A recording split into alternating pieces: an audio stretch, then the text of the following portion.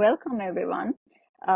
Today I have with me Alia Elias, and she is a licensed psychologist, therapist, and she'll introduce herself um, in a short while. We're here to discuss the workplace mental health and well-being for 2024, especially with regard to the World Mental Health Month. And as per United Nations theme, which is focused specifically on workplace health. So welcome, Alia, and do introduce yourself. Hi, thanks, Iranjali. So glad to be here today. So I'm Alia, as you mentioned. I'm a licensed therapist and I'm also a management psychologist.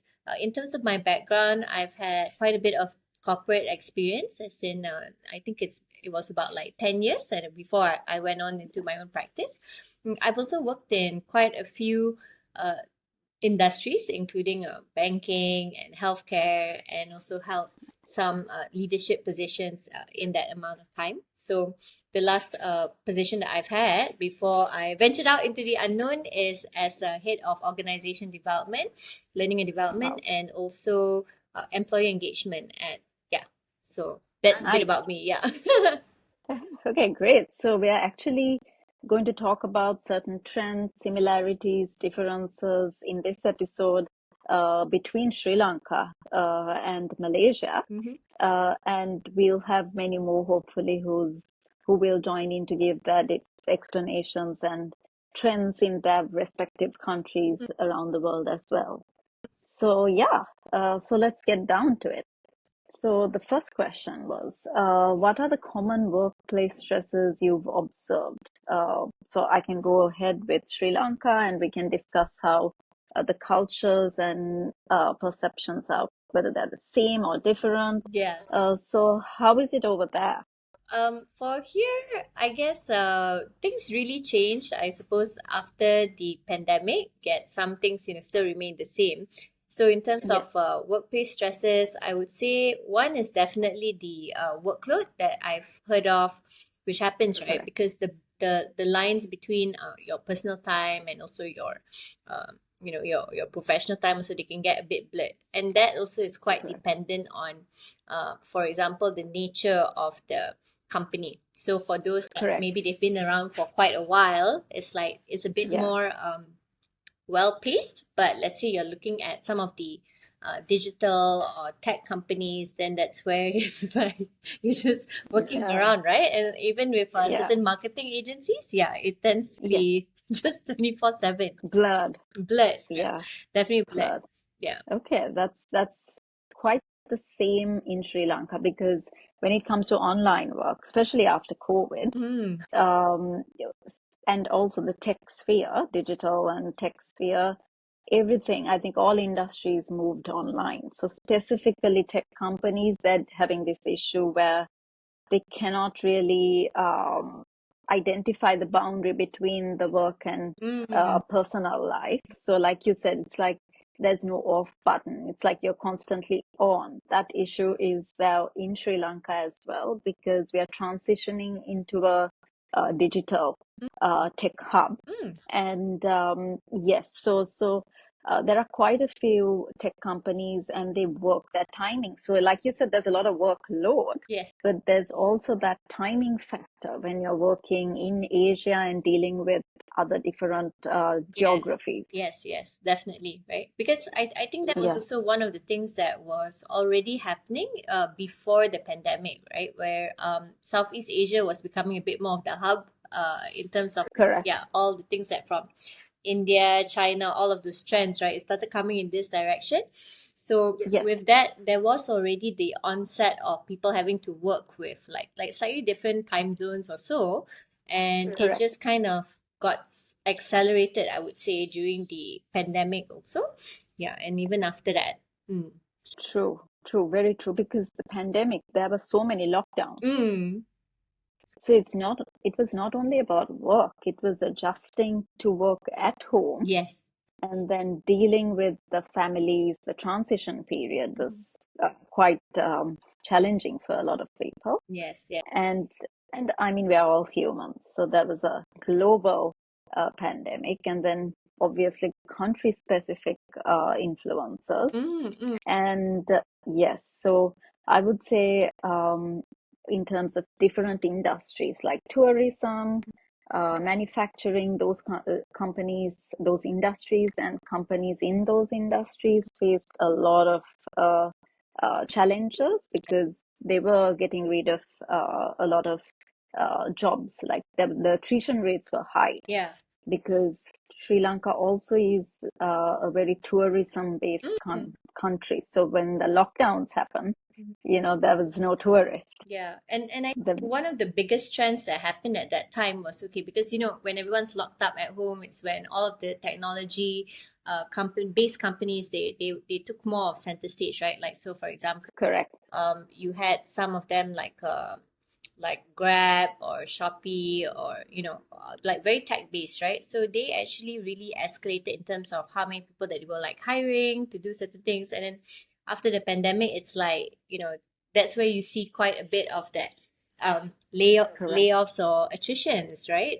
Because they are finding correct. that we have to resize or rescale to keep their stakeholders happy. So I think with that, when we're talking about workplace stresses, there's also Yeah, some who do worry about their job stability also, right? On top of that, work-life balance or the workloads in that sense, yeah. So because that's I true. was also reading this one statistics that showed that you would think that a lot of the changes happen just after, like just during the pandemic or right after, but Yeah, there are studies that have actually shown that even now change is just continuously happening, right? So yeah. and that's not just in Malaysia, but it's also even in the in Asia Pacific. So it is quite a real thing that people are actually going through. Correct, And correct. it is getting more challenging, right? Because things are also getting more expensive. So yeah. Things are getting expensive, and I mean, I think the whole geopolitical changes are affecting the Yeah. workplaces and the nature of jobs as well. Yes. So with the technology transition, Mm-hmm. some of those skills, some of those industries, and people working in those industries, their jobs and the skills have become irrelevant Yeah. to a great extent. Mm-hmm. And now the pressure is on in terms of, okay, where do I switch to? Where do I pivot to in Mm. terms of using the Yeah. strength? So I think the worry comes with that as well. Mm. And in Sri Lanka, what I see is specifically after COVID, we had an economic crisis. Mm.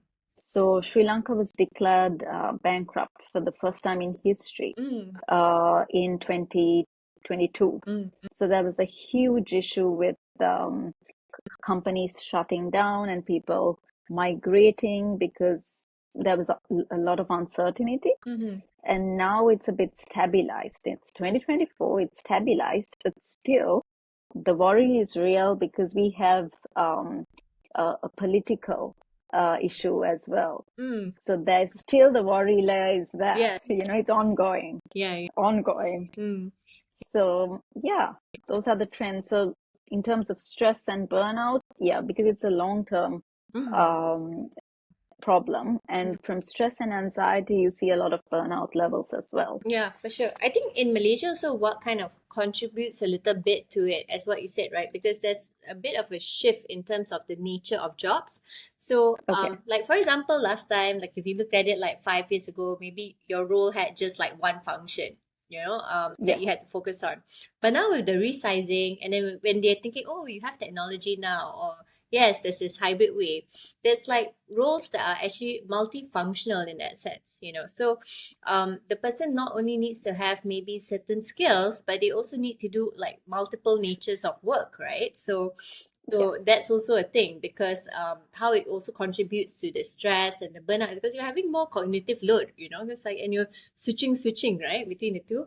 We keep thinking it's like, oh, it's multitasking, but it's not. It's actually task It's switching. not. Yeah. So Yeah. I've heard of situations, right? Like for example, some of my clients in different companies, it's like maybe they have to work on like it's like the same function, but they have to do it for like maybe multiple companies, let's say, like because they are like a Got client it. facing role.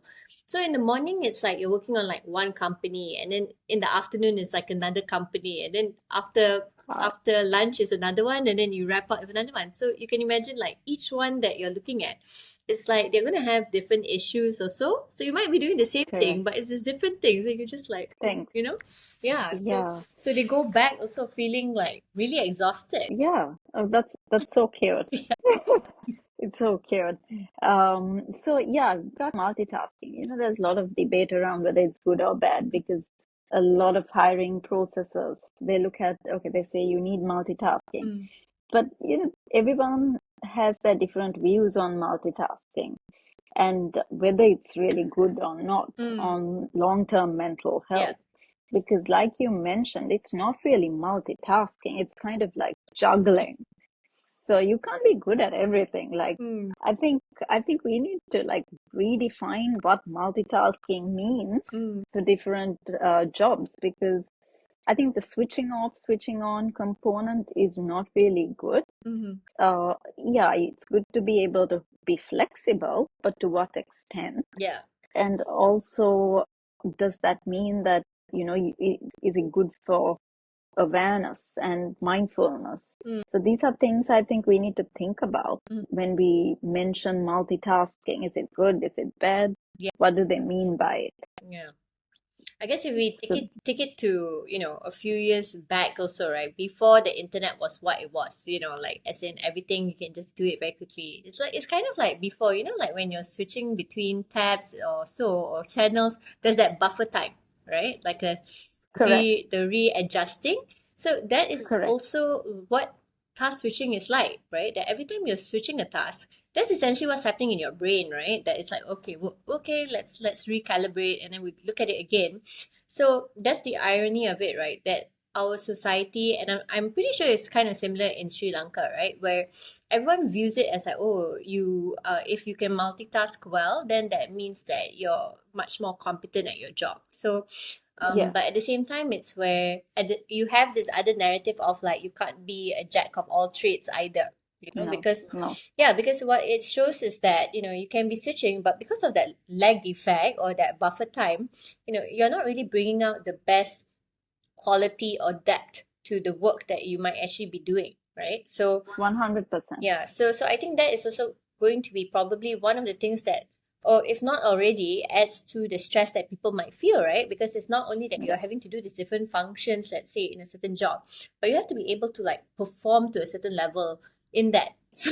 correct. Yeah. Because I mean, switching on and off and to different directions Yeah. and, tasks, it takes a lot of cognitive load and ability. Mm. And over time, I think it's not good. Yeah. And specifically, I want to mention in the Sri Lankan context, this has been going on since 2019, where there was a Easter attack, Mm. and so there was a terror attack, Yes. and where the country actually went through a lot. Then came COVID. Mm. Then came the economic and political crisis, Yeah. which was stabilized to a great extent Mm. for about 2 years, but still there's uncertainty. Mm. So 5 years is kind of a long period for people to be kind of switching off and on, and apart from work, you have your family Yeah. commitments and future commitments as well. Mm. So all of this at a human level, takes a toll. And like you said rightfully, there are so many changes going on in the world. Mm. And I think technology is moving really, really fast. Yeah. And humans can be really change so fast and Mm. kind of be flexible to all of the changes that are happening. Yeah. So that takes a toll. For sure. And I'm sure, even psychologically, what we've learned also or what we observe also is where people tend to get a bit more stressed out over things that they cannot control. So that definitely adds on to it. Because if it's something that's within your control, you can apply certain methods, right? So whether those are more emotion focused approach, such as like breathing techniques and whatnot, or you could also apply like problem solving, decision making, also to try and curb that, right? But when change happens as fast as it does, whether it's Yes, across these different countries, it's like every time, okay, you've adjusted to one, tada, there's like another plot twist, or there's something else that's correct.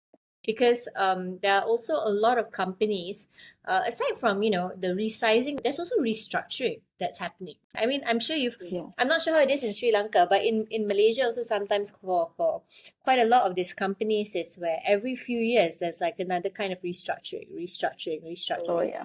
Yeah, so It's happening here as yeah, well. so with that also it brings across a different set of factors, because every time that you think, okay, it's a bit more stabilized, tada, zoop, time There's to another. adjust again, right? Yeah. Yeah. Mm. Especially in the tech sphere and also those BPOs and Mm. those specific companies that uh, rely and are dependent on the West.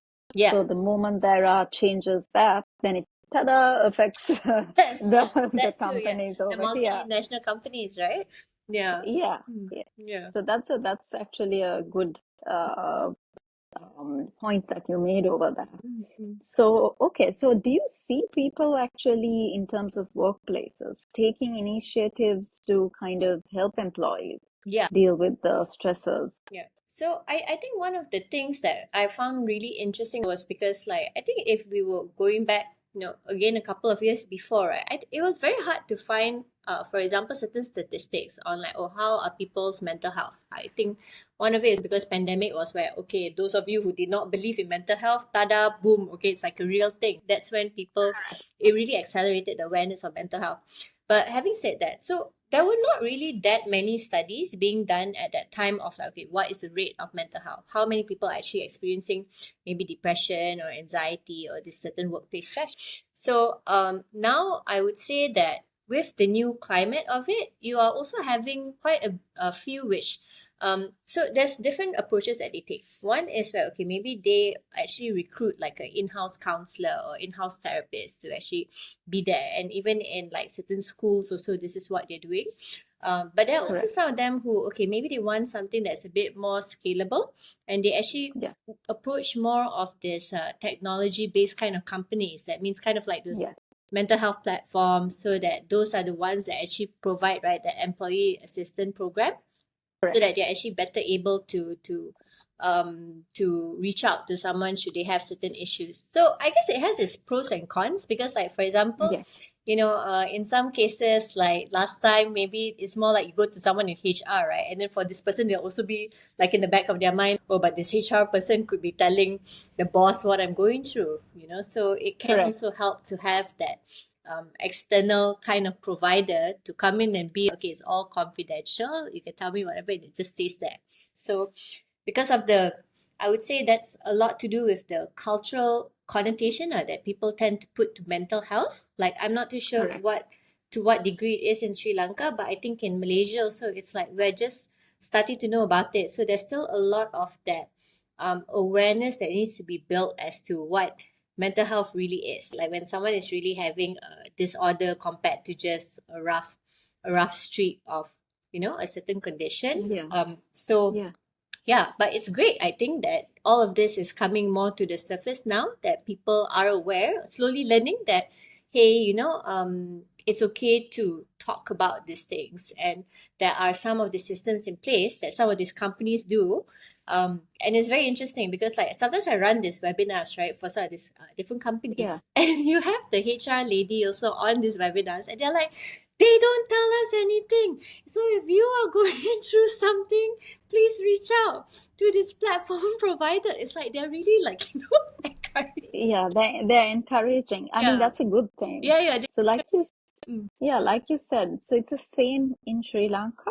There's a lot of awareness, but mm, people are also a bit weary in terms of reaching out, but I see that changing. mm, I see that changing, and some employers are more attentive to the needs of their employees. So they do hire the external providers mhm. where they know that even the company data and the employees' data are private, Yeah. confidential, and they're not judged. Mm, So the hesitancy towards going into an in-house counselor is always there because they're worried that it also depends, like, yeah, yeah. It'll be on and my it's record, always my staff record, right?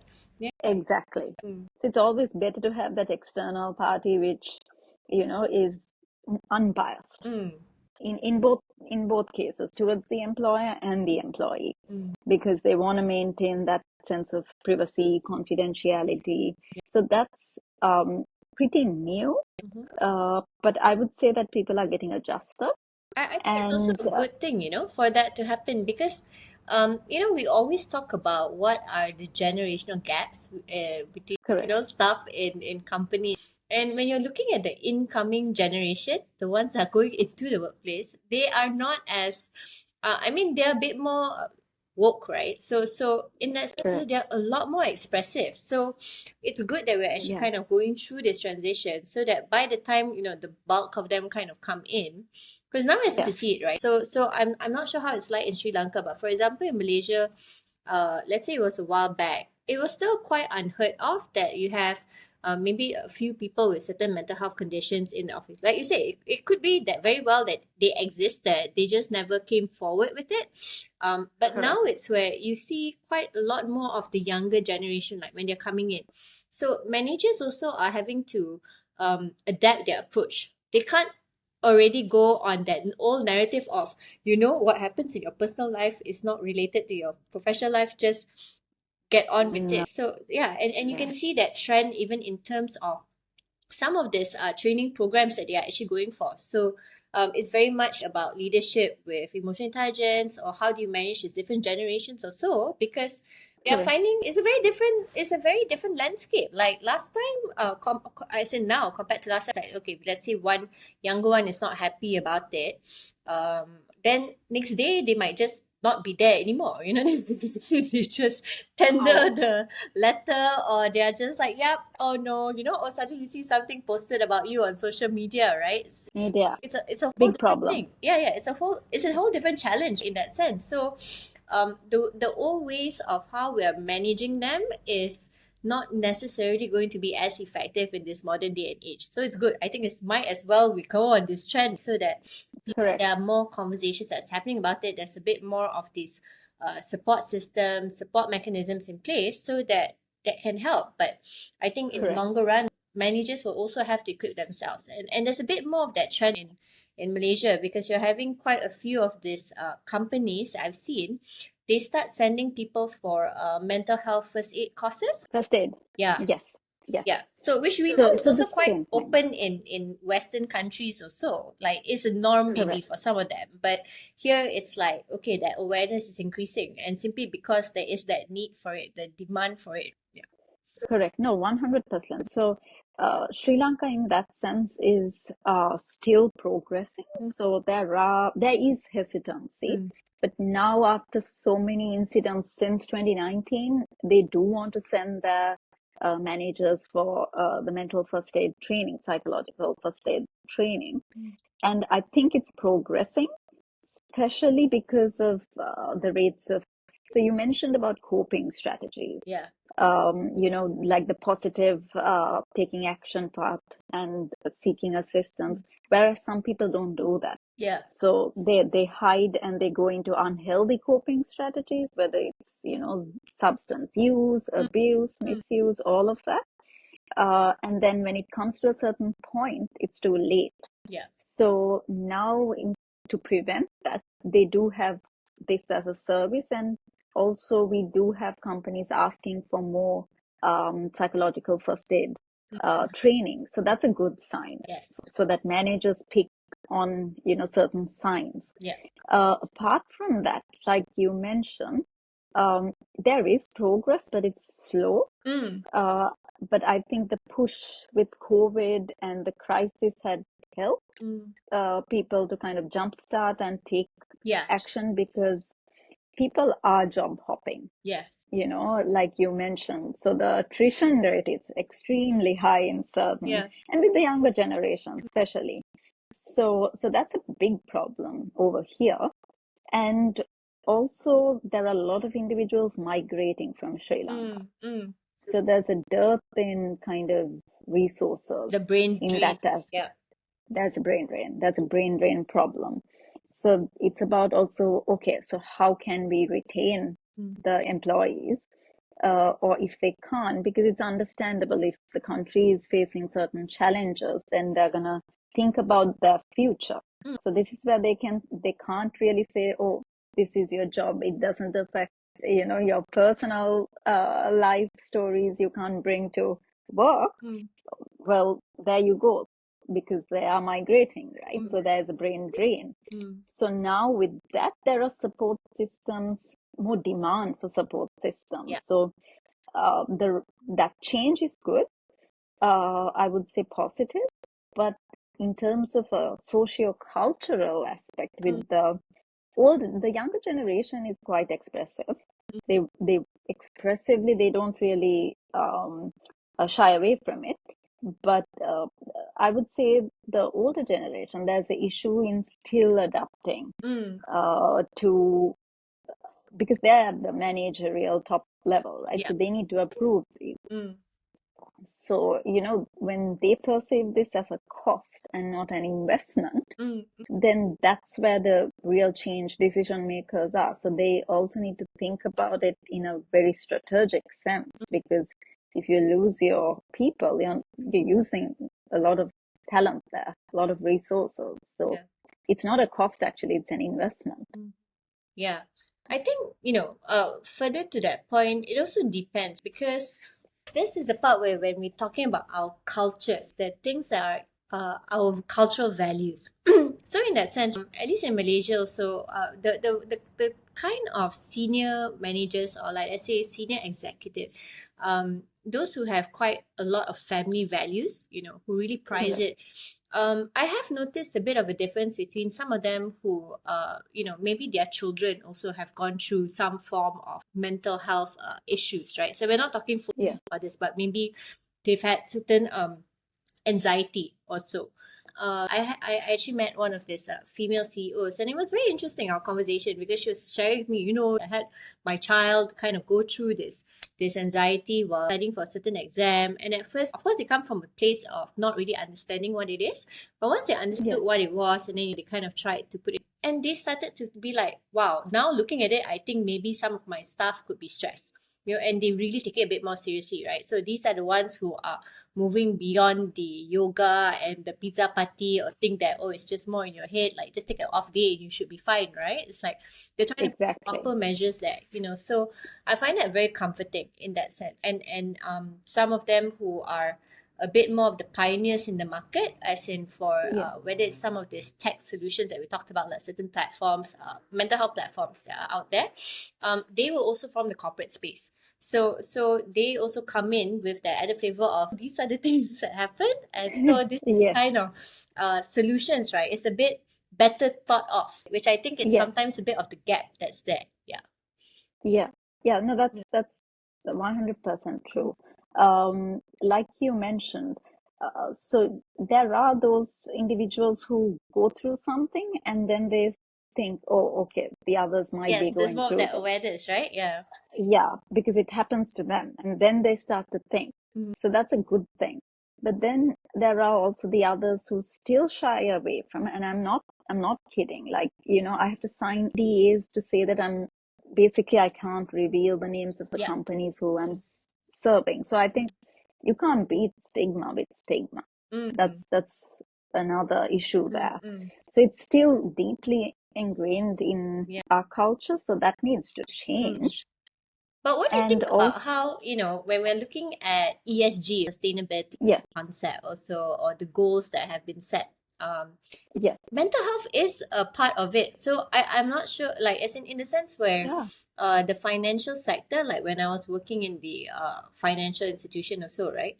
It's like you have to make progress in that direction. When you're talking about concepts like psychological safety, making sure that there's enough certain initiatives that's not just focused on profit, but also about how your how the health and well-being of your staff are like. So in a way, it's a bit like the carrot and the rod, right? As in, before you have to encourage with like certain initiatives, but now there's also this kind of like mandate that's like, okay, all companies, if you want to like say that you're really sustainable and you want to prove it even in your different industries, these are the goals that you have to cover, right? So there is that artificial kind of push in that direction because they have to include it in their reporting.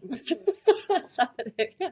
CSR. Yeah. PSR So or so a even in lot their of annual report also, they might have to put that, oh, okay, this is the steps we have taken towards, the you know, tick. sustainability. No, that's that. So they do it because they have to. Mm, But I feel that this time, I mean, the fact that the UN has made it the theme says a lot yeah, for this year, for sure. because people are struggling. Mhm. There are global changes, and whatever you say, it's going to trickle down Mm, from global to geopolitical to economic, uh, uh, the recession and yeah. all of that, inflation. So people are going through a lot of changes Mhm. in short period of Yes. times, like big changes. Mm, But whether people choose to get that help, I think we need more awareness from like a bottom up, top down, both mm, simultaneous approach. mhm. Because I do see individuals uh, using methods that are not very proactive and Mm, helpful to their well-being right. to cope. So we Mm, need to emphasize more on the coping strategies as well, yeah. so that you don't have to get to a point where you're burnt out and you're Mm, stressed and you hit rock bottom to get help. mhm. Because when you say mental health, it's part of your overall health. You People try to associate the brain very differently, the mental part of it, with the physical health. Yeah.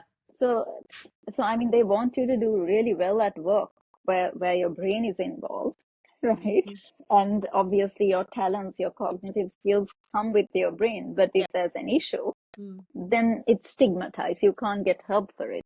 yeah. That doesn't make any sense at all. Mm, So I think they need to normalize seeking help. You don't need emotional support. mm, Sometimes people don't have to have a problem. It's just that they can build on whatever skills they have to be mm, better, or set goals and be proactive mm, to thrive. So that shift needs to take place. yeah. And you see that in the physical health industry as well. That's definitely something that I advocate for, even when talking about therapy, like in whether it's in my content creation or even what I share with clients. I tell them, I say, normally, and here's also a classic example. It's like, let's say you talk about couples counseling, right? Yeah, Most of them go and tada, brink or already cannot stand each other, going towards divorce. So, yeah, which for a lot of the therapists or also, and even the couple themselves, it's like you're going at the point where it's close to like there's no return, right? Because probably there's so much damage to the couple as a unit, and then there's no more trust also to talk about, which is also one of yeah, the tenets that you need when it comes to therapy. So I always tell my clients and people in general that when you go for therapy, one of the understated parts about it is that it gives you the opportunity to actually test out or try out different skills, and to help you maneuver through different transitions, like, new job, yeah. new place or whatnot. It's actually a great space for that. And you can do that Correct. without the judgment. Like what you said, the stigma and all that is very real.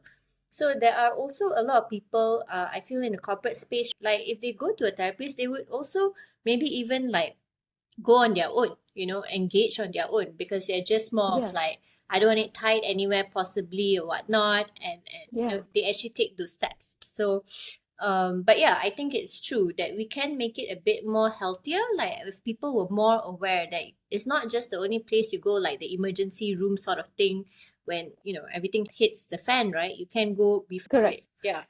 Yeah, so that's a good thing you brought in, because um, how would you say the context over there is when it comes to having professionals in the workplace?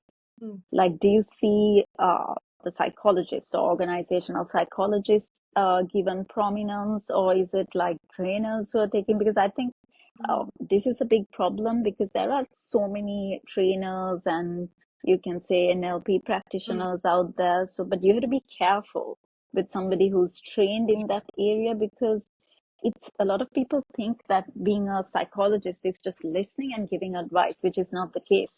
There's more Like to they us lit than that.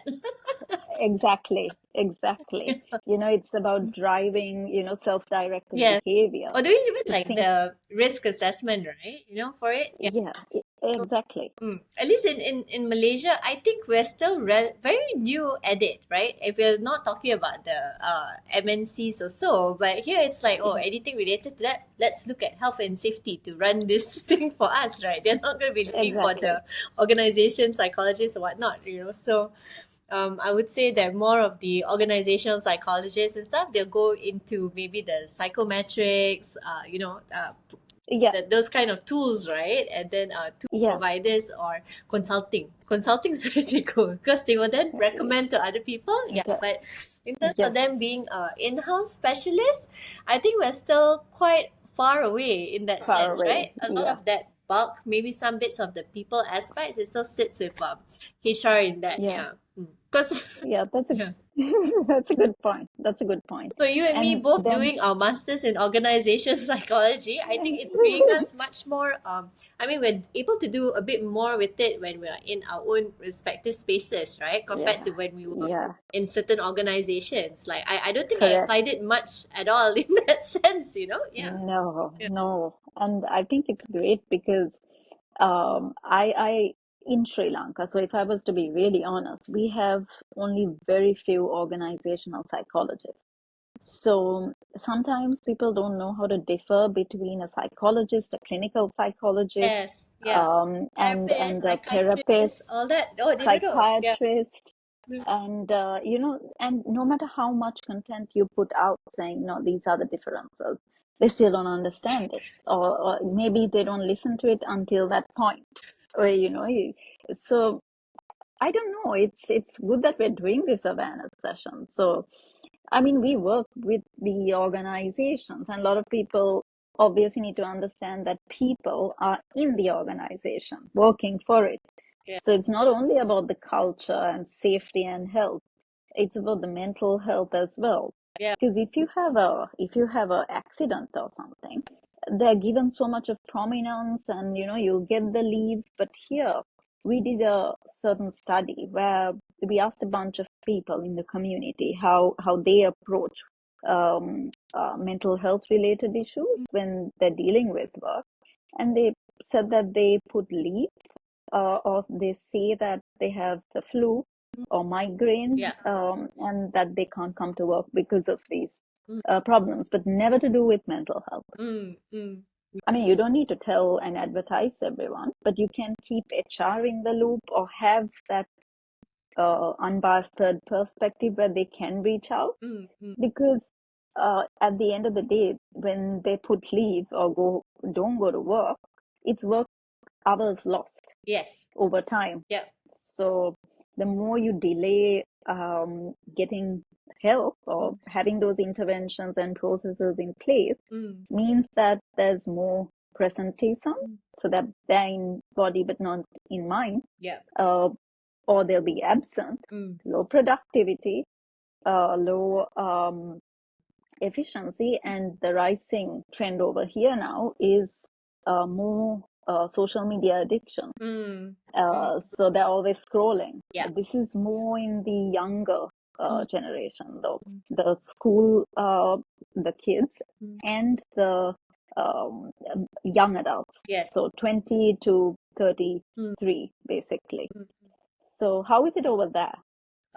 I think here it's not too different in that sense. In terms of how people are more focused on distracting themselves or so. But I would say, right, to what you've mentioned, that sometimes it also depends on the sentiment, right? So there's two things that have happened also throughout this time. One is that, I mean, if you can think of it, right, like when we were doing our degrees, right?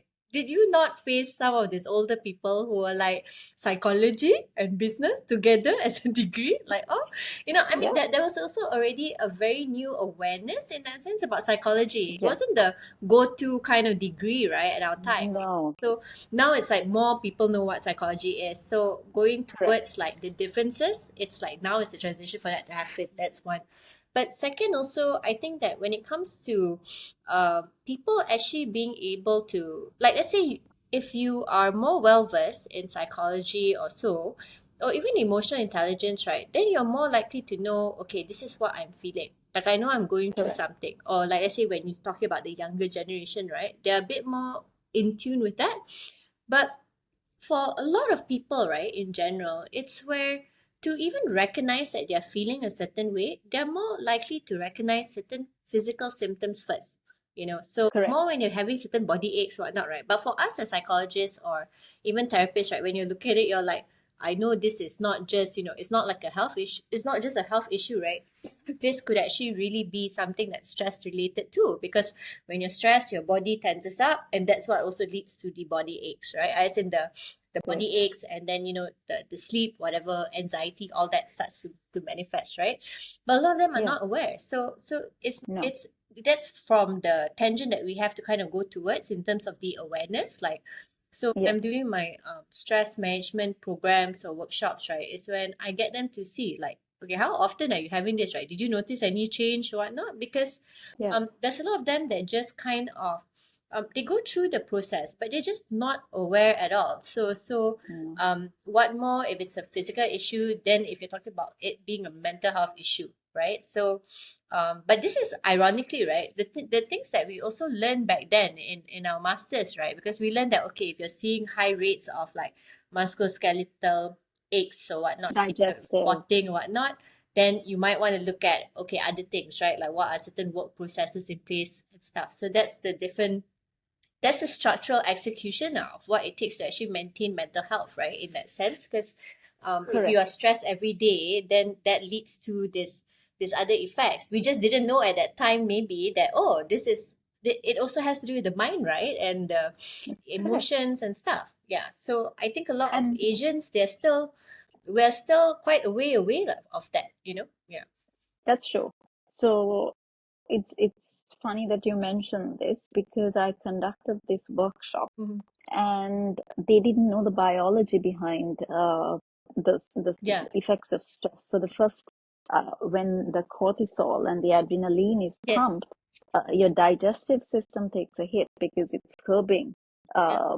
and building all that energy for the fight, flight, freeze Yeah. system or response. Mm-hmm. So you could be looking at the computer and freezing because you're stressed out, but they don't know the biology behind it, Yeah. where over time, it builds up, the adrenaline builds up, and there's brain fog. Yeah, it's like Then you're the continuously pressing, right, on that button, and douche, douche, there's like that surge, right, of those hormones. So it was very interesting because when I went even for that mental health first aid course that I told you about, right, was where there was a doctor there, So yeah, there are more doctors themselves going for these courses because they were like, sometimes when we see some of these physical conditions, we know that it also is something else that's related, the mental health portion, because um stress, yes, is it tends to be that catalyst for, like, let's say if you have certain pre-existing physical health conditions, then it just shoots it up, right? So correct, but the universal truth of it is that if you're not able to really cope with some of the stresses like what you mentioned, and you're having this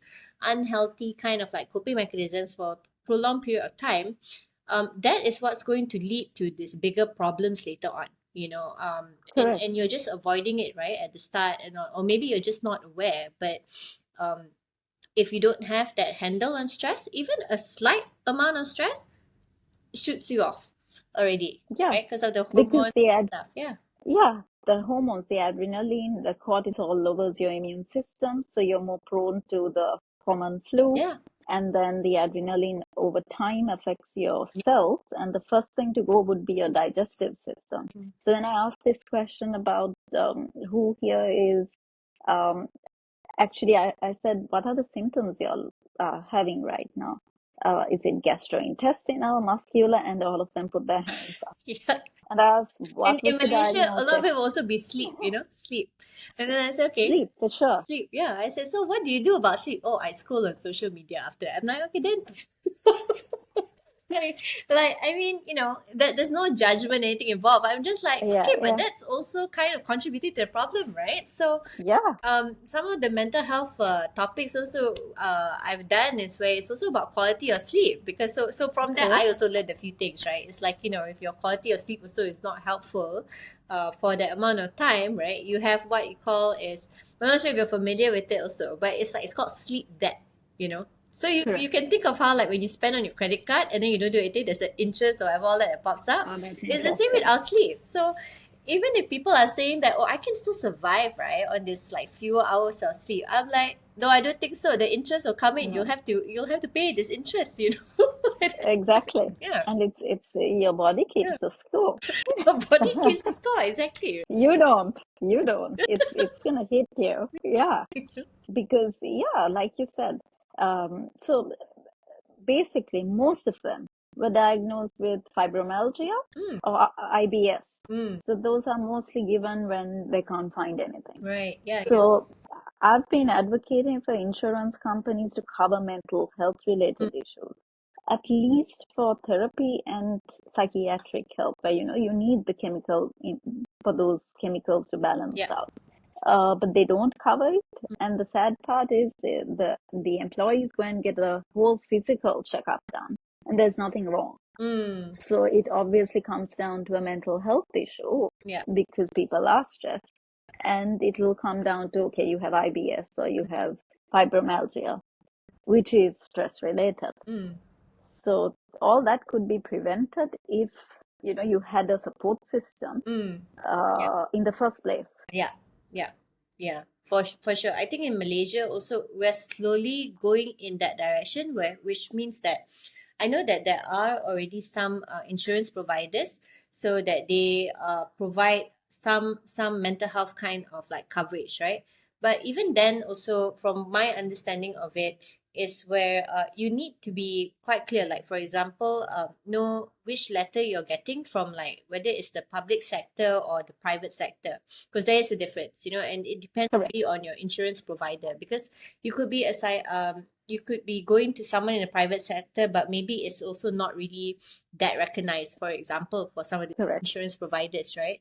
But we're still a way away from it being one of the norms, so to speak. So one of the things I do Yeah. tell people in general, I'm like, you know, instead of us looking at it sometimes as a very reactive measure, right? I said, you know, let's say you know already, okay, if you're stressed for a prolonged period of time, you're going to get into the certain health issues. Okay, so Correct. you know it already, right? So why Yeah. don't you just do what is the cheaper option for yourself? Sleep is free. You know? Okay. True. And paying for maybe an exercise membership that you're actually really committing to just doing, like, you know, just a couple of hours a week, right? It's still cheaper than the big medical bill later on, you know? So Yeah. but I think, you know, it's also the difference between sometimes and that's the thing about us Asians, right? I'm not just saying it. It's like we work really hard, you know. So when we work, right, that's where we ourselves sometimes we don't put the boundaries there in place, right? Yeah. Yeah. It's So true. so of It's course true. if we do, there's not going to really be, I mean, it's very impractical to think that companies are going to be like, okay, just do what you feel like doing, right? It's like No. if you show that you are always giving more, they will ask you for more, right? Because they want more Correct. productivity, profits, whatnot. So Yeah. I think for us also sometimes, and I think that's what the younger generation will probably also push in that direction, that they'll be like, no, my time off is Mm. my time off, you Yeah. know? So, and that's Do you already, see yeah. that over there with the younger population? I do. The Like I said, boundaries. I think for some of them it is a bit more like it's so funny because of course when I was working in corporate, right, there's a very very reactions towards it, you know. So like for example, when I had some of these Gen Z people reporting to me, and they would be like, yeah, Alia, very happy to do all of these things for you and whatnot. But once the time is done, it's like, you know, I'm done. As in, it's only like if there's really an emergency, then on disturb. But I also would try and tell them that, okay, look, if it's your off day or whatever, I don't expect you to, you know, do work lah, right? So, but Yeah. yeah, they would be like that. They'd be like, no, as in that time, no, this is my time, right? And then I said, but I'm also like, but practically speaking, right, your off day is your time, right? So why am I eating Correct. into it? Yeah. But other people, oh, they'd be like, no, this is what's needed. Like, you know, we have Yeah. this and that. And I'm there like, no, I said, I can't say I fully agree with it, right? As in, Yeah. yeah, as in, There's a Within a culture also there's a shift happening there's a there. shift, but some of them they cannot accept it, right? And some people are, No. but to me, I'm like, you know, in the end, if they're not able to really utilize some of their leave days, then they might as well don't take that leave day, right? They just be at work, Yeah. you know, it's the same thing. So Thing.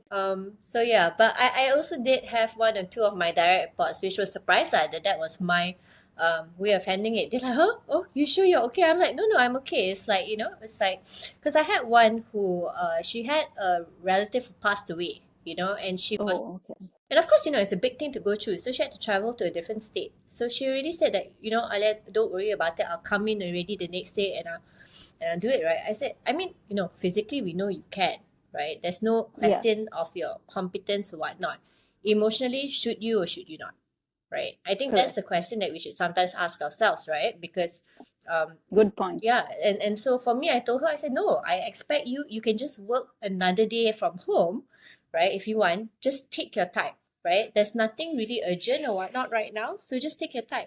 And she was like, no, but I can. I said, no one, this is not a competition. You don't have to, right? I said, it's like, it's okay. Yeah. Just take your time. So um yeah, I think it also comes from a space of caring from managers. So the ones that I see who lead really like stronger teams or so, even though this is the kind of thing that people keep talking about, right? But it really does just take a little bit more empathy, and compassion in that sense. Mm, That a lot of them, when they are just too focused on profits, or maybe they themselves feel like, oh, but I've been through it, so why can't this other person go through it? It's like they're not recognizing that different people have different needs, so we also correct. need to kind of like be conscious of that. That's all, right? And then you just adjust. That's a great point, Yeah, actually. That's a great point where you say you can physically, you know that you can physically come, but like emotionally, yeah, do you need to? Because you're giving them that space, yeah, making it safe mm, and to grieve as well. yeah, Because at the end of the day, they've lost someone, but then they have to worry about work and being yeah, perceived as, whether, so that's actually compassionate leadership is definitely needed, yeah. And also especially now. the biggest picture of it, is where here we are trying to champion, right, that people should be more honest in workplace cultures or so. Like people should speak up. So, but at the same time, if you're not setting the environment for that, then why would they, right? And what does that lead to? Like, I mean, we've learned it True. so much in organizational psychology, right? People don't feel safe enough to speak up. If they feel like they're just order takers, they will leave you. They will not Correct. stay, right? So No, they yeah, won't. they won't stay. They will, They won't. right? And ultimately, that is also a decrease in your productivity. That is a decrease in your profits, because you just have to keep retraining and retraining, simply because you may not want to take these actions, right? So that's what sometimes some people may forget, because they're just so focused on the short-term goals. They don't see the long-term picture, right?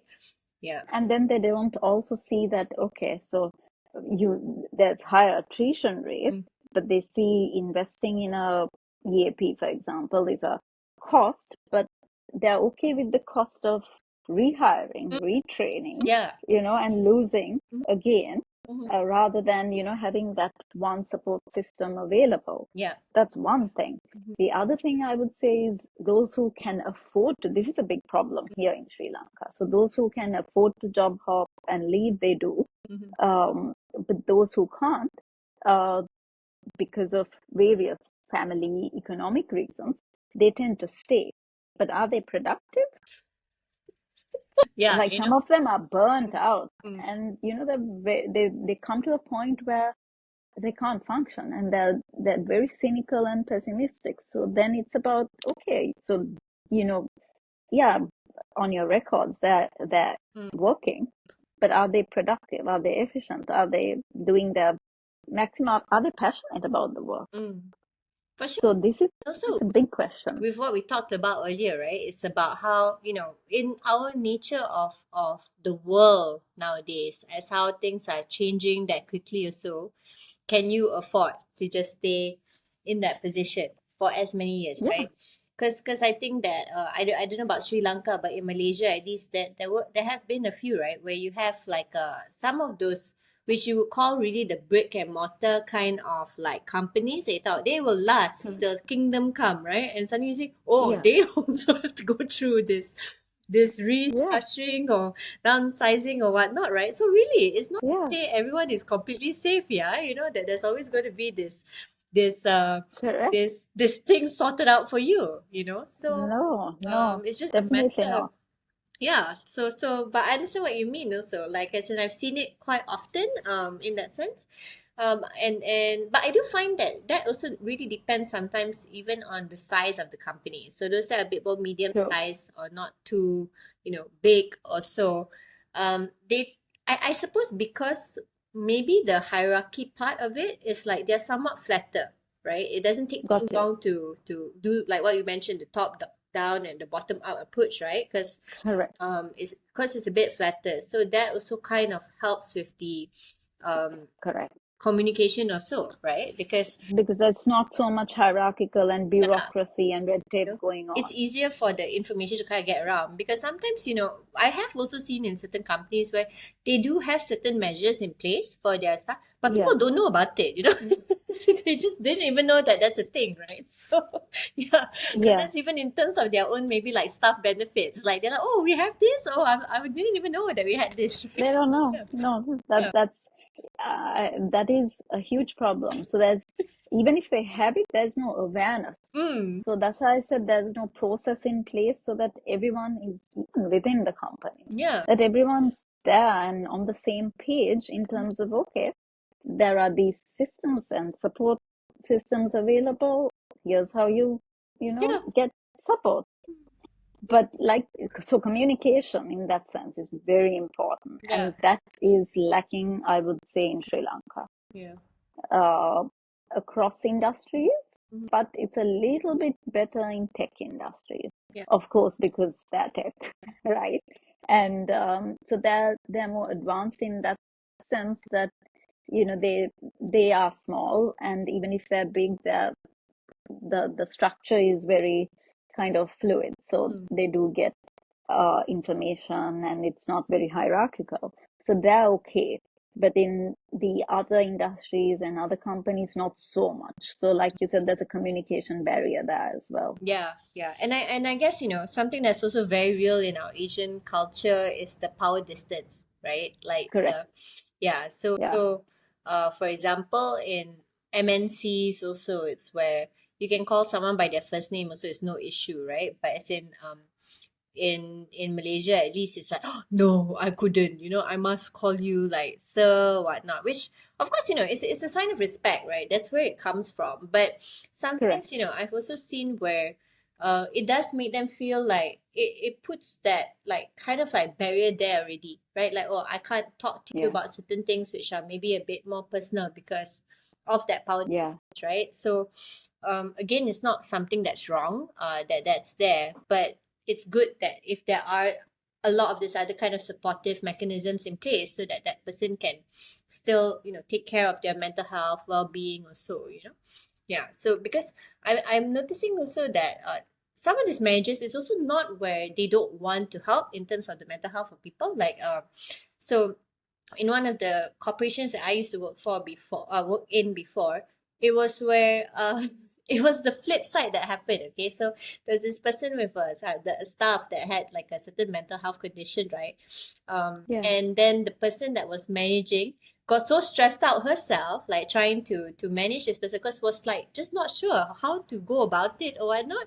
That person was the one that also had to go for certain initiatives, right? So It yeah, happens a lot yeah, here it as well. happens. Yeah. So I think it's also where I'm really glad that it's going beyond just this very like short kind of like short term measures like that they Correct. themselves, but there needs to be maybe a bit more of that leadership training or emotional intelligence kind of training, right? For them to also upskill, to be able to upskill, as in how do you handle some of these things and not take too much of it on your own, because there's a difference between you being a manager and you being a therapist. You're not there to be their therapist or Exactly. counselor, right? But they might feel like, because they might be empathetic, right? That's why they care in the first place. And then after that, they also get so stressed, right? So it's just more for them to really have the basics, like what you mentioned, of like psychological first aid or mental health first aid, so that they can be like, okay, I've done what I can as a first line responder. Now let me redirect you to someone else that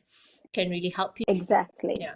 So that barrier, like, where you stand, Mm-hmm. where there's a difference between, okay, you spotting Yeah. uh, through your training, where through psychological first aid, okay, this person may need help, and then signposting them to the appropriate Yeah.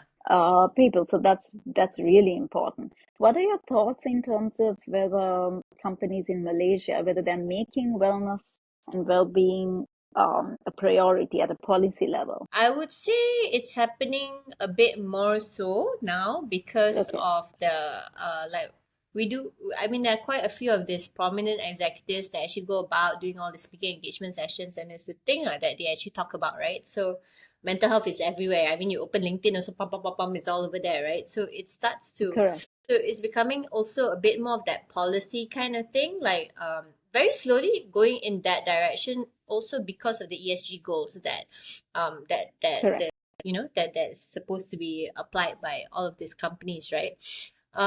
But I think that in terms of it's not just about setting the policy, right? Because sometimes it's where I have seen cases where they set the policy also, but they're not too sure how to execute it. That's going to be the part which actually takes a bit more time, right? Like, yeah, expectation versus reality, right? Theoretical versus, yeah, what happens in real life. So correct, I think for that, as you said, at least if they were maybe a bit more aware of what organizational psychologists could do or so, then that could also really help push it more in the right direction.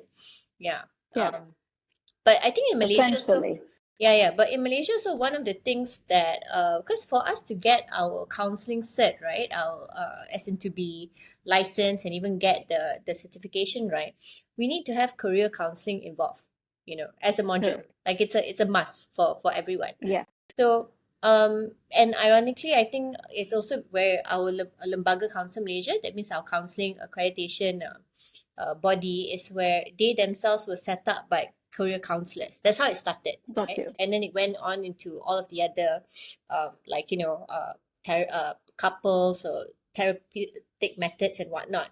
So, yeah, but if we had actually it happening a bit more, because considering it started off as that, and then it's also a priority in that sense, but it's not really being translated to a lot of organizations really applying it, So got that's you. the difference, yeah. So I think So that they know they have to, but they don't know how to. or it's not really a thing. Like as in when they come out after graduating or so, we focus more on the people aspects, which is not wrong, right? So you're still focusing Yeah, on how people function. But what I'm saying is that there's a bit of the underutilization of that portion of what you could actually do in like career or corporate spaces. And so a lot of these counselors also, they don't really go back to the corporate space to implement it, address. right? Yeah, so they might go Yes, more into the helping professions or on their own or so, right? But that part of it, like even for that's us a good also, point. yeah, we have the That's a good organization point. psychologist part, but we don't really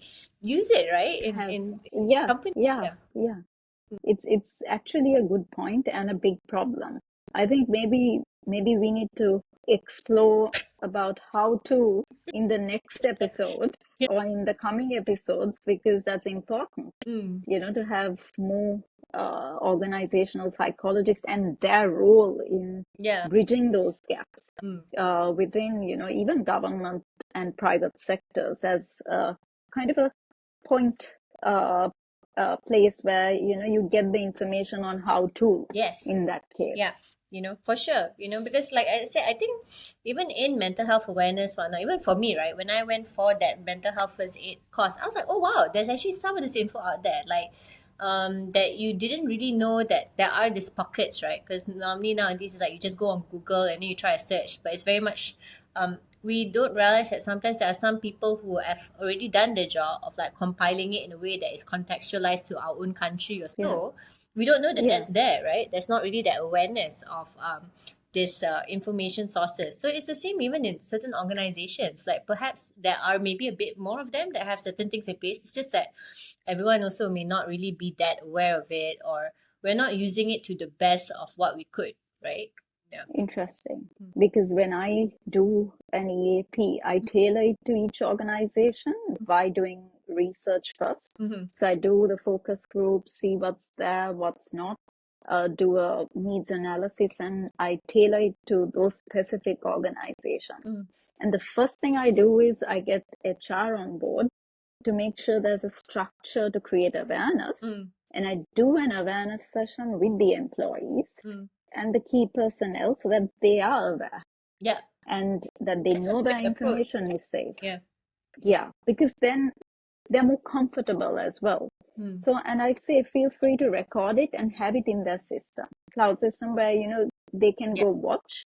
There's a initial session and you can contact me Yeah. for anything. And it is private, it is confidential, no judgment. Hmm. And of course, we are not, as psychologists, we have our code of conduct. Yes. So we are not gonna reveal anything to HR. That's Yeah. a no-no.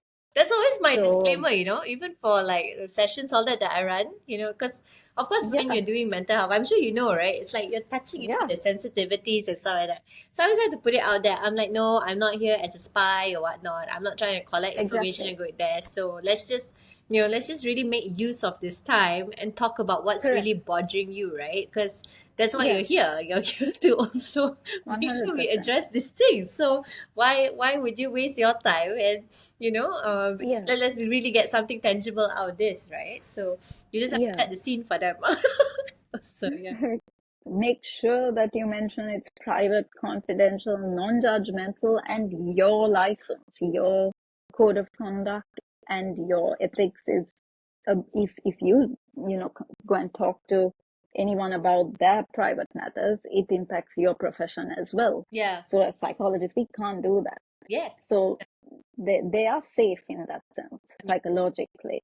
Yeah. So yeah, I hope this helps for those employees who are thinking that their information is going to be compromised. No, we as a part of our ethics, we cannot give out Yeah. information to anyone. I think that's very So important because I don't know, as in, I have had instances where some of them, but this is more on my therapy side, right? It's like maybe they've gone to see a certain therapist or so, and then, or even in certain educational settings, like there's the counselor that might go and, tell others in that, right? So that is also what has been a very big barrier for some of them really thinking that it's something that is workable, like these mental health initiatives or whatnot, because of this negative oh experience yes, that they've had, right? So their I think, prior yeah, their experiences. prior experiences, so I think it's great, like just for people to really remember that is if that counselor also is doing that to you, you can report them. Correct. You can report. No, So, that's yeah, that's a you should good do that. point. Yes, you should report. As in, of course, get your facts right or whatever, but you can Correct. actually make sure, because it is really, It is a breach. mm, yeah, It is a breach. yeah, So you can report them. yeah. So I So mean, that's yeah, good. when sharing also, it's like at least and what is important is that we don't share like identifiable kind of details. Oh yeah, Even from a yeah. professional to another professional, like even like we don't share these things. We just talk about, okay, there's this kind of thing, like just to make sure that we're in the right direction or to get a And different you have perspective. your overall trends where Yeah, you can provide interventions at yes, an yeah. organizational But level we're not there if to you're gossip, seeing. gossip, be like, oh, this person was from this organization and like, No, this is no, the name or whatever, all of that. So, if there are counselors slash other healthcare professionals in this line who are doing that, then just know that that's not the norm. That's not something which no. should happen, right? Yeah. A lot of people are not Yeah. aware of that, right? Well, now they are, hopefully. Yeah. Mm. So yeah, okay. So this was a great session, I think, to start off with. Yeah. And yeah, let's put this out and see how it goes Hmm. and work on our next few sessions.